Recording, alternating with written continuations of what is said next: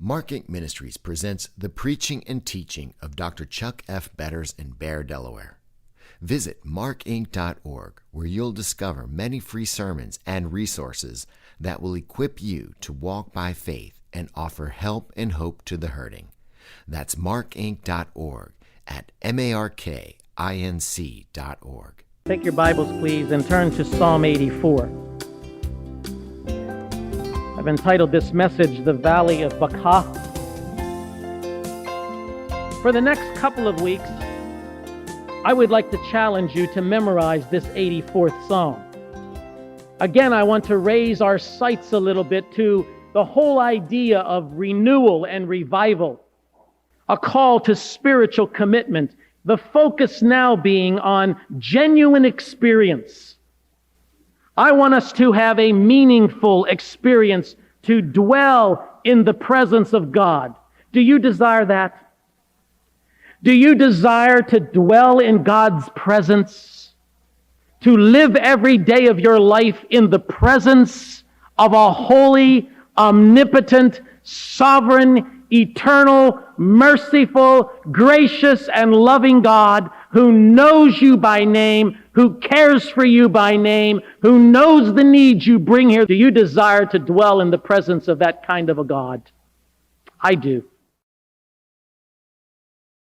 The psalmist, I believe, builds on a principle. Let me lay out for you, first of all, the principle, and then we'll develop this psalm as we go along. We're going to look at the first 4 verses. In fact, the psalm is divided by the psalmist himself. You want to know what the natural breaks are, look for those little selahs. Verses 1 through 4, at the end of that you see this rest, this selah. Psalm 84 was designed to be sung in church. It was designed to be music to the ears of the believer. It is written in rhyme. It is written in poetic with a poetic sense to it, so that when the people came to worship God, they would sing the psalm. The psalms were meant to be sung. And this psalm, I believe, is rooted in a principle. Now, let me give you the principle. God alone determines the means by which we may approach Him and worship Him and thus experience Him. Let me say it again. God alone determines the means by which we may approach Him and worship Him and thus experience Him. A lot of believers are looking for experience. A lot of Christian people are looking for experience. Now, is there anything wrong with that? Well, there can be. If our experience quest is to experience certain things just for the sake of experience, and in the process denigrate the means and ways by which God has ordained that we might approach Him, then it's wrong. But I don't believe there is anything wrong with desiring more of God, with craving more of His intimacy in my life. Now, I don't believe there's anything wrong with yearning after the presence of God, to understanding that my life is empty and that I need more and more of Christ to fill that life. That my experience may be shallow and weak. But to worship God, we must worship Him His way. We must approach Him His way, not ours. So seeking after experience just for the sake of experience is wrong. But to seek after intimacy with God that will inevitably bring experience, I think is clearly taught in the Scriptures. So here's the principle. God alone determines the means by which we may approach and worship Him and thus experience Him. Now, the key to discernment as to the legitimacy of my experience is to dwell in the presence of God. I don't know about you, but I need to dwell in the presence of God. I need less of you and less of the people around me and less of my circumstances and less of my job and less of the encumbrances that my job brings and more of Him. I need less of this life and more of Him. You crave that? If we are to stand alone as the truth of this book becomes more and more clouded, we're going to have to learn the vital dynamics of Psalm 84. Now there's a background to this psalm. This psalm was written in all probability by King David when he was alienated from God. He was put to flight by his own son Absalom. He had to leave the city of Jerusalem, the holy city, where the holy place was, where the dwelling place of God was, and he was put out into the wilderness in flight, and it caused alienation and estrangement from God. So here's David out there in the forest somewhere, fleeing for his life, abandoned from the presence of God's dwelling place in Jerusalem, and longing to be back in that presence. You ever been there? I've been there. I've been in flight from God. Are you in flight from God? Now, in David's case, it was flight rooted in fear for his own safety. But you can fill in the blank, can't you? There are reasons why we are not experiencing the presence and the dynamic vitality of life in the Spirit, aren't there? You can fill in the blank. It may be a particular sin. Something that nobody else knows about that you struggle with. It might be pride. It might be lust. It might be that you're grieving and struggling with faith in God. It might be that God doesn't make sense to you anymore. You fill in the blank. You know what your circumstances are. The question I'm asking you this morning is, are you dwelling in the presence of God, or are you like David out there in the wilderness somewhere, whether in flight because of fear or flight because of something else, but somehow finding yourself alienated from the presence of God? Are you there? He craved the temple. He craved to be in the holy city. Now let me tell you something. There's a road between where David is in the writing of this psalm and where he ends up. There's a road that he travels. In the first 4 verses, he outlines for us what it means to be alienated and separated from God. I simply call those first 4 verses the grief and the alienation that comes as the result of that grief as we are separated from a dynamic intimacy with God. The grief of alienation. But now the road to rebuilding, the road to renewal, the road to true experience of God is paved in the presence of God.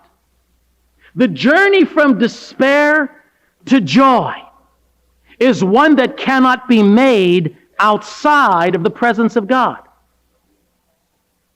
If you're in despair, you will never have lasting joy unless you learn to dwell in the presence of God. You may have remnants of joy. You may have inklings of joy. You may have tinges of happiness. You may have tinges of peace, but you will not have lasting joy. You will not have lasting peace as you move from despair, grief, and alienation to joy, hope, and fulfillment unless you do so in the presence of God. If you're trusting in yourself, you will have neither the inclination to worship nor the need to worship. You will neither desire to pray nor will you pray. You will neither desire to confess nor will you confess. If you're trusting in yourself, you will be plenty content with the way things are. If you're trusting in yourself, you don't have the need, felt need, inclination to worship God. You don't have a desire to pray. You know why we don't pray? Because we're trusting in ourselves. You know why it's so difficult for us to pray? Because the entrenchment of self has such a grip on our spiritual throats that it has convinced us for years, God, I don't need you. I am self-determined. I am self-fulfilled. I will make the decisions in my life. I don't need you. And then we find ourselves out in the desert where David was. We wonder how we got there. If you're trusting in yourself, you will have no inclination toward or the need for worship. Look at verse 1. I don't want to skip this introduction. It's important. For the director of music, meant to be sung. If it's meant to be sung, by the way, I believe it's meant to be memorized. You ever take music with you when you leave the church? Find yourself during the week singing some of the songs that we sing? You ever find yourself just humming a tune? Well, where'd I get that from? You got it from church. We implanted or impressed you with that. That's what the Psalms were. The Psalms were intended to be sung throughout the course of the week. For the director of music, according to Gittith, of the sons of Korah, a psalm, how lovely is your dwelling place, O Lord Almighty. This psalm has been called the Pearl of the Psalms. It is addressed to the director of music, to the sons of Korah. Now I want you to hold your place there and go back to the book of Numbers. Genesis, Exodus, Leviticus, Numbers. I want you to turn back to Numbers chapter 16. Who are these sons of Korah? Who are these people? These are the children of the story that was told in Numbers 16. These are their offspring, several generations removed. These are the very people, listen, who now sit in the temple at Jerusalem and run the music program. These are the musicians in the church. They had a vital role of worship leadership in the temple. They were highly respected people. The sons of Korah were highly respected people. The positions they held in the church, in the temple, were highly respected and envied positions. People longed to be engaged in the ministry of the Korahites. They were the ones who were responsible for directing the people in worship. They held a position of privilege, but they weren't always there now, were they? Look at number 16.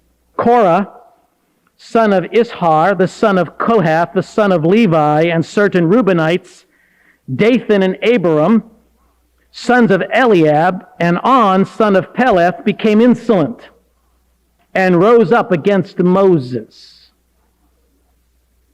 How would you like to have this genealogy? With them were 250 Israelite men, well-known community leaders who had been appointed members of the council. These were the spiritual leaders of the church under Moses. Men of position and prominence. They came as a group to oppose Moses and Aaron and said to them, "You've gone too far. The whole community is holy, every one of them, and the Lord is with them. Why then do you set yourselves above the Lord's assembly?" Power struggles. They're in every church, by the way. There are people who struggle for power in every church. Now I want you to notice how God treated the power mongers under Moses. "You've gone too far," they said. When Moses heard this, he fell face down. Boy, I wish I knew how to do that. I wish I would learn how to do that when faced with opposition, to fall face down. Fall face down. Moses was grieved. Then he said to Korah and to all his followers, "In the morning, the Lord will show who belongs to him and who is holy, and he will have that person come near him. The man he chooses, he will cause to come near him. You, Korah, and all your followers are to do this. Take censers, and tomorrow put fire and incense in them before the Lord. The man the Lord chooses will be the one who is holy. You Levites have gone too far." Moses put the battle lines up, didn't he? Notice what he didn't say. He didn't say, "I'll make the decision. I'll let the Lord make the decision." You know, I think implied in that, although it's veiled, is the assumption that Moses had that he could be wrong. That he maybe had gone too far. I think the reason he fell face down is because somebody dared to question his spiritual condition. It ought to cause you grief when somebody steps into your life and says, I'm seeing something, I'm noting something. It's not consistent with what you claim to be. It ought to grieve you. Don't get your feathers up. When somebody comes and brings something to light in your life, it ought to grieve you that they have that impression. But drop down to verse 23. Then the Lord said to Moses, say to the assembly, move away from the tents of Korah. Move away from the tents of Korah, Dathan, and Abiram. Moses got up and went to Dathan and Abiram, and the elders of Israel followed him. He warned the assembly, move back. Move back from the tents of these wicked men. Do not touch anything belonging to them, or you will be swept away because of all their sins. So they moved away from the tents of Korah, Dathan, and Abiram.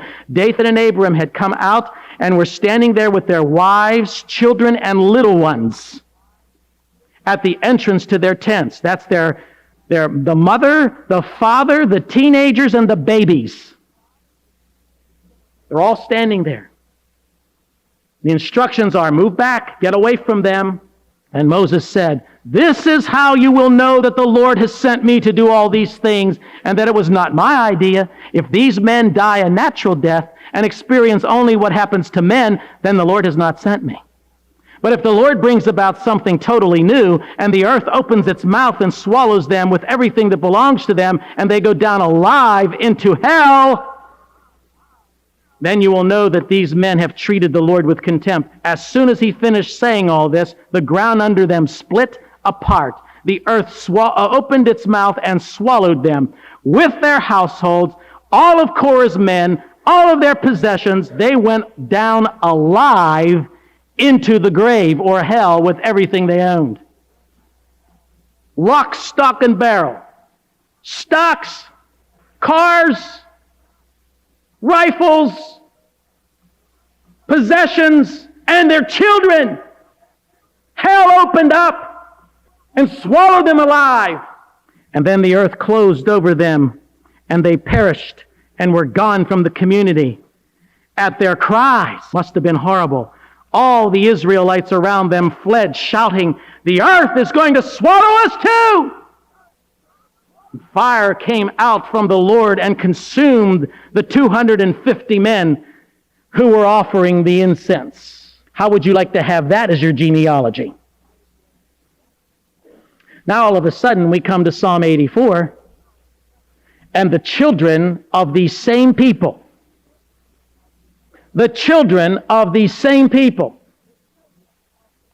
have now been raised to a position of prominence and privilege in the church. These are the sons and daughters of rebellion. And God has raised them to a position of mediation in the church. Can you see any greater picture of the touch of God's marvelous grace?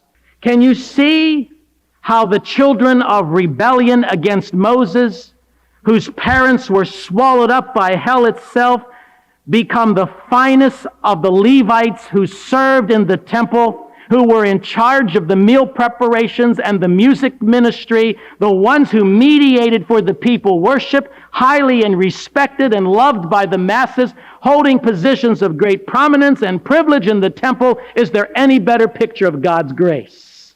That is why they are the children of grace. Now notice back in Psalm 84, it says, according to Gittith, literally sweeter than the winepress. He sends this psalm to the musicians. He says, now sing this in church. Let this be your testimony of praise in church. It's sweeter than the winepress. No music could be too sweet for what the psalmist was about to write. No sound, no language could express the beauty of its meaning. And he begins, how lovely is your dwelling place, O Lord Almighty. You know what David longed for? He longed for the worship of God among the people of God. For the devout Old Testament and New Testament saint, there was nothing that could interfere with the corporate worship of God. They longed for the Sabbath day. They longed to dwell in the presence of God. Earth contains no sight so precious as the sight I'm looking at right now. There is nothing on this earth more precious than what I'm looking at right now. Saints gathered together for the purpose of dwelling in the presence of God. This is a microcosm, a reflection, although we see through that glass darkly, a reflection of what you and I will be doing for all eternity, dwelling in the presence of a God whom we will see in that day, a God we cannot see now, but trust implicitly. For David, this was not something he took for granted. In isolation out there in the desert, in hiding, he longed for the saints. He longed to be where the presence of God could be experienced and felt. He craved the presence of God. This is why this psalm is the cry of David's soul after God. Now listen, what made the tabernacle of God so lovely for David? Was it the building itself? Well, the real temple had not yet been completed. David's son Solomon would complete the temple. He would build the structure that externally reflected what internally the people possessed. The tabernacle that was built under David was just a barn. It had no real external beauty. The beauty would come later, but not in David's lifetime. So it wasn't the building that he craved. The real temple had not yet been completed. That wouldn't happen in David's lifetime. The temple, David was remembering, was more suited to pilgrims and weary travelers than to people of great stature. The dwelling place of God, the barn structure, if you will, the temporary edifice, was not what David had in mind. It was what happened inside the temple. It was what happened inside when the corporate body came together that caused David's heart to yearn after God. As with Moses and the tent of meeting and the tabernacles in the wilderness that moved from place to place as Israel wandered for 40 years, there was little to look at from the outside. But when you entered into the holy place, when you entered into an Old Testament temple site, all of your senses were touched. You would hear things that you didn't hear out in the world. You would smell things that you didn't smell out in the world. You would touch things. You would taste things. You would feel. You would sense. You would hear the music. You would see the priests. You would smell the incense and the burning sacrifices. You would touch and feel the elements and symbols that were all aids to their worship. All of your senses were captured and drove you toward the conclusion, God is in this place. God is in this place. God is in this place. All of the symbols pointed you to a holy and a gracious God. The golden vessels pointed you to one that is more precious than gold. The priests dressed in their robes, the high priest in his rich apparel, sacrificing and slaying animals and shedding the blood over the altar of grace, pointing men to the fact that in their sin nature, the altar of grace must be approached through the blood. That only through the shedding of blood can their sins be forgiven, can atonement be made. And there were the sons of Korah, the children of grace, the Levites, singing their songs, blowing their trumpets. I've come in here many times by myself late at night. There's nobody here. You hear the creaks. You hear the mice. And it's empty. You know what makes this place holy? I've stood up here many times. Sat here at the piano bench. I can't play the piano, but I sit there wishing I could. Sat there many times just to pray. And I look out and I see your faces. Some of you sit in the same pew every week. Did you know that? In the same pew every week. Probably the cushions have the contour of your body planted right on it. You know what makes this place holy? You. Here to worship the living God in His holiness. That's why we're called a holy priesthood. You know, one of the great glorious truths of the Bible is that every human being who has trusted in Christ as their Savior and Lord is a temple. Every one of you is a worship center who know Christ. You are where the dwelling place of God is. God has chosen to make His dwelling place among you. Can there be any higher privilege or calling? Can grace be any clearer? God's marvelous, infinite grace. I want you to note something, by the way. Note the name of God that's used in the first 3 verses. In verse 1, the temple is called the dwelling place of the Lord God Almighty. Literally, Jehovah of the hosts. That means the God of all of the created hosts. That includes all of the heavenly hosts and all of the eternal hosts. All of the angels, all of the planets, all of the stars, all of the creatures on earth. He is Jehovah, or God of the hosts. That's what the temple's called. The temple is called the dwelling place of the Lord God Almighty, the Jehovah of the hosts. Now, in that term alone, David is pinpointing something about the worship of God that you and I need to catch a hold of. God is a transcendent God. God is a wholly other God. God in His holiness, infiniteness, and greatness is wholly other. No man, no angel, no created being, no part of this universe can ever stand alongside of and look eyeball to eyeball to the Jehovah of hosts. He's almighty. The dwelling place is to be a place where the transcendence and holy otherness of God can be experienced. God is bigger than you. God is bigger than this place.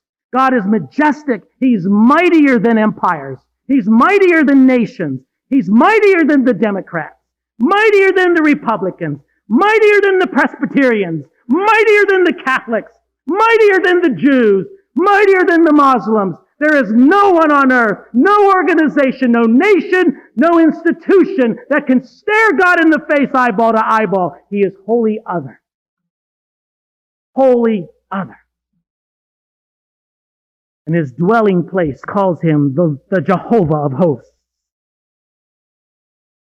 But then I want you to notice something. I want you to notice that He's next called he's not only called the Holy Other, or the Lord of the hosts, the Jehovah of hosts, He's called the living God. The living God. And so even though we say He is wholly other, we now see, now follow my logic here, we now see in verses 1, 2, and 3 an umbilical cord. I want you to picture a baby in the womb and the mother who carries that child. That mother is wholly other. That child is wholly dependent. And what brings them together is that umbilical cord that can never be cut until that child is ready to live on his or her own. The nutrient flows from the mother to the child. And the process by which that happens is that umbilical cord, that connectiveness. And so we see the transcendent, holy otherness of God when He's called the Jehovah of the hosts. But He is also our living God. And then notice He's called my King and my God. Now that which is wholly other has now become immanent and personal. The same God who is the Jehovah of the hosts is my King and my God, who is a living God. Notice how David uses all three terms to convey his image of dwelling in the presence of that God. He's wholly other, but he's totally immanent. He's wholly other, but he has transcended himself, condescended to love me, to become my God and my King. Can you say that? Hold your place there. Go over to Gospel of John. Can there be any greater picture of God's condescending love than this? I want you to read these words very carefully. I want you to flow with me very, very carefully as we move from God's holy otherness to God's immanence and love and care for me personally. He's Jehovah of the hosts. He's the living God of the universe, but he's my God and he's my King. John chapter 1. In the beginning was the Word. That word for word there, by the way, is the word logos.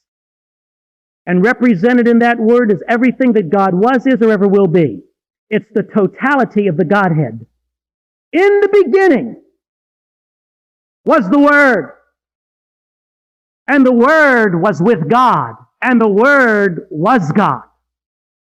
Got the picture? He was with God in the beginning. Through him, all things were remade. Jesus is the agency of creation. Without him, nothing was made that has been made. That includes you. In him was life, and that life was the light of men. Got that picture of God? That's the holy otherness of God. But the gospel doesn't stop there, does it?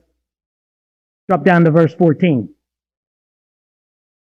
That word, what I just told you about in verse 1, the Word became flesh and made his, what's that next word? Dwelling among us. Literally in the Greek, tabernacled among us. Same image that David had.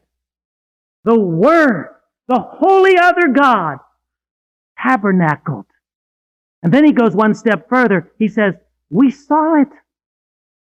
We beheld or seen his glory, the glory of the one and only who came from the Father, full of grace and truth. Go over to Revelation, the last book of the Bible. Turn with me to chapter 21. Revelation 21. You know where it's all going? You know what this is a microcosm of? You know what we assembled as God's people are to reflect? You know why we're here? You know what we do week in and week out? Why we're doing all of this? You know why David longed to be in the dwelling place of God? Because it was a reflection of what he was pressing on to. Revelation 21, look at verse 3. And I heard a loud voice. This is the picture in heaven now. I heard a loud voice from the throne saying, now the dwelling of God is with men, and he will live with them. They, that's me, I will be his people, and God himself will be with me, and he will be my God. He will wipe away every tear from my eyes. There will be no more death. There will be no more mourning or crying or pain, for the old order of things has passed away. He's telling us there. What we do now in symbol, as we come together to represent the glorious dwelling place of God, he will one day fulfill in fact. When we gather around that throne in glory, and my crown comes off, and your crown comes off, and we bask in the tabernacling of God. God makes his dwelling place with me, of which now I just have a form. The loveliness of being in the presence of God. Listen closely. The loveliness of being in the presence of God is enhanced. Listen closely. The loveliness of being in the presence of God is enhanced when I'm no longer there, when I'm not in the presence of God. That's when being in the presence of God causes my heart to flutter and to say, something's wrong. Something's missing. There's an emptiness. The loveliness of being in the presence of God is enhanced when one is no longer there. For the true child of God, there is a grieving, a longing after God, a yearning of the soul when we drift from His presence. The true child of God begins to weep in his spirit, to yearn in his heart, to hurt in his soul, to feel that alienation when he's no longer in the presence of God. Look at verse 2. What David says, Psalm 84. My soul yearns. It even faints for the courts of the Lord. My heart and my flesh cry out for the living God.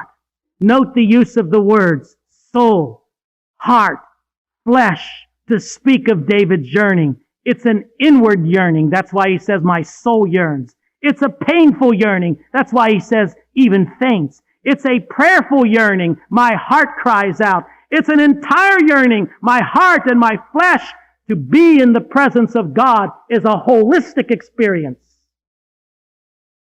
And to be out of the presence of God is likewise a holistic experience. The value of being in the presence of God is best felt when we're banished from it. What's the object of his desire? I want to be where God is. I want to be in the house of God. I want to be where the Lord of the house can be found. The life of that God who indwells that place is the life I crave. He isn't homesick for that palace. He isn't homesick for that power. He isn't homesick for his position as king. He hurts, he aches for the presence of God in the dwelling place. Look at verse 3. He says, even the sparrow has found a home, and the swallow a nest for herself, where she may have her young, a place near your altar, O Lord Almighty, my King and my God. You know, when one is in the throes of grief, when one is in the throes of separation and alienation from God, I've learned this. Even the little things that before didn't matter, matter. I never used to sit and watch birds. Too boring. I never used to sit and smell the roses, so to speak. Always goal-oriented. Suddenly, those little things, when you're in the throes of alienation, those little things suddenly become megaphones of God's infinite greatness and power. The tabernacle was surrounded by sparrows and by other birds. Many of them, by the way, were actually captured, put into cages, and placed around the circumference of the temple in order to serve as the harmony for the singing of the melodies. When the people came to worship, the birds were there to remind them of God's infinite greatness as creator. Have you ever noticed how much of heaven is filled with the creative genius of God? I mean, even when we look at Revelation, you don't have to do this. Revelation 5:13 takes us to a scene in heaven. It says, then I heard every creature in heaven and on earth, under the earth, on the sea, under the sea, and all that is in them. Now that includes everybody now, doesn't it? He says, I heard them all, and what were they doing? Singing. You ever heard a whale sing? I did. When we were out in Hawaii, we went whale watching. We heard them singing. We actually went snorkeling. We could actually hear them singing. They were miles away. We could hear them singing. Here is a picture of heaven one day. It says, they are singing, all of creation, all of the created order, and they are singing. What are they singing? To him who sits on the throne, to the Lord who is the Lamb, be praise, honor, glory, and power forever and ever. David longs to be nesting in the dwelling place of God. That's where he's strong. That's where he belongs. In the sparrow is seen the care that God exercises for even the most minute of his creatures. In the presence of God, in his nesting place, there is safety from the storm. There is shelter from the wind. There is security from the enemy. But the one thing these sparrows never know is the fellowship of God's Spirit. They enjoy all the provisions, but they do not know Him. But David knows Him. The birds neither know the heart of God nor His love. They simply enjoy the provisions He's made for them. But David goes on in verse 4 and says, "Blessed are those who dwell in your house. They are ever praising you." This is unavoidable. Those who dwell in the presence of God cannot help but praise and worship God. Listen as I close. If you neither have the inclination nor the felt need to worship God, your pride will not permit it. Prayer is for someone else. Worship is trite. Celebrating God's goodness becomes secondary to celebrating your own. I do not need God when I can trust in my power. I do not need God when I can trust in my money. I do not need God when I can trust in my influence. I do not need God when I can trust in my ingenuity. But listen, to dwell in His presence, to draw nigh unto God, is to catch a vision of His holiness and to recognize when you do your own weakness. My own need, my own sin, my own emptiness, the doom of self-dependence, and my absolute need to come before Him with empty hands, with a dirty heart, to claim His love, to claim His grace, to claim His healing touch, the balm of His grace, touched to the fiery hate of my own scorched evil soul. In His presence, that's where I belong. In His presence, that's where I'm strong. Seeking His face, touching His grace in the cleft of the rock, that rock which is Christ. That's where I belong. That's where you belong. And if you're anywhere else, you're in the wrong place.